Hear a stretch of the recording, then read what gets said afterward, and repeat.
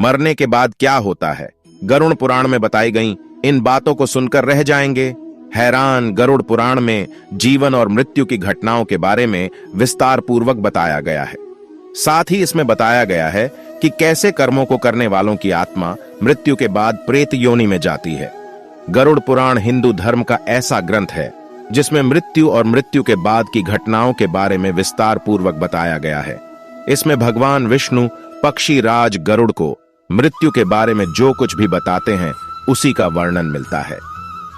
गरुड़ पुराण ऐसा ग्रंथ है जिसमें जन्म, मृत्यु, पुनर्जन्म, कर्म, आत्मा, पाप पुण्य, नीति नियम, धर्म और ज्ञान से संबंधित बातें बताया गया है। साथ ही इसमें मृत्यु पश्चात आत्मा के मनुष्य योनि और प्रेत योनि में जाने के बारे में भी बताया गया है कि आखिर किन कर्मों के बाद आत्मा प्रेत योनि में जाती है।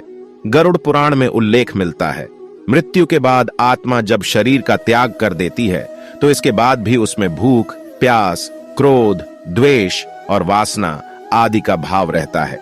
गरुड़ पुराण में कुल 84 लाख योनियों के बारे में बताया गया है। इसमें पशु योनि, पक्षी योनि, वृक्ष योनि, कीड़े मकोड़े की योनि और मनुष्य योनि आदि होते हैं। मृत्यु के बाद किसी व्यक्ति की आत्मा किस योनि में जाएगी यह केवल उसके कर्मों पर ही निर्भर होता है। बुरे कर्म करने वालों की आत्मा मृत्यु लोक में ही भटकती रह जाती है। वहीं अगर किसी की मृत्यु दुर्घटना, हत्या या आत्महत्या आदि के कारण होती है, यानी आत्मा अपने शरीर को प्राकृतिक तरीके से नहीं त्यागती है, तो इससे आत्मा प्रेत योनि में चली जाती है। क्या है प्रेत योनि का रहस्य? गरुड़ पुराण के अनुसार मृत्यु के बाद जिस आत्मा को शांति नहीं मिलती या आत्मा प्राकृतिक तरीके से अपने शरीर का त्याग नहीं करती, तो ऐसी स्थिति में वह प्रेत योनि में भटकती रहती है। इसलिए शास्त्रों में मृत्यु के बाद मृतक के पिंडदान और श्राद्ध के बारे में बताया गया है।